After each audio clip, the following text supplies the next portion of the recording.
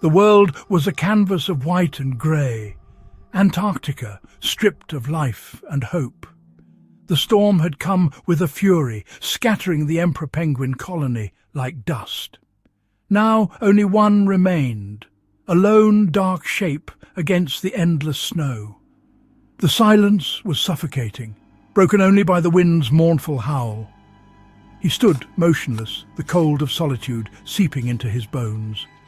Memories of his mate and lost egg haunted him, phantom warmth in a world gone cold.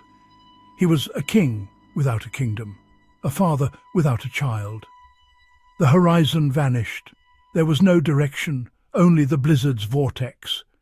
The emptiness pressed in, a weight on his small body. The storm was a living force, and he, the last emperor, its captive witness. The world was designed to break the spirit, to crush the will to live. He was a tiny speck in a vast, indifferent universe of ice. The storm raged, and he was utterly, achingly alone. He began to walk, no destination, just the instinct to move. Each step was a battle, the snow dragging at him, the cold gnawing deeper. The memory of his mate lingered, her form imagined in every drift, her call twisted in the wind. He called out, but only the storm answered, mocking his pain. The ice became a gallery of horrors, looming seracs, hidden crevasses, shadows that watched. Nature, once harsh but familiar, was now monstrous. The cold inside him grew, spreading from his heart. Hope flickered, nearly extinguished by the storm. He marched on, not for hope, but because stopping meant surrender. He was no longer just a penguin. He was loss, embodied. Days and nights blurred into a single grey twilight. Sleep brought no escape, only nightmares of frozen companions and vanishing warmth. The storm invaded his mind. The wind began to whisper, cruel and relentless. The voices taunted him with failure, abandonment, and the certainty of death. His reflection in the ice became a stranger, wild-eyed, desperate, haunted. Sometimes he attacked the image, but the mad penguin always stared back. Fear clung to him, icy and constant. Every crack, every shift in the snow sent terror through him. Most of all, he feared the solitude, a suffocating presence, erasing who he was. Built for the warmth of the colony, he was now a ghost on the ice.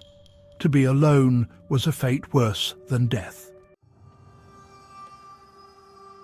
Through the fog, a mountain emerged, dark, jagged, ancient. It called to him, a silent summons from the heart of the storm. The climb was brutal, slick, black ice, wind tearing at him, muscles burning. Madness gave him strength. The whispers grew louder, promising an end at the summit. The world below vanished into fog. He was suspended between earth and sky. The rocks twisted into grotesque shapes, faces frozen in silent screams. The mountain was a monument to despair, a place where hope died. He felt a strange belonging, stripped of everything but the will to reach the top. He was no longer a penguin, but a wild, primal thing. The climb became a spiritual journey into darkness. The mountain had called, and he answered.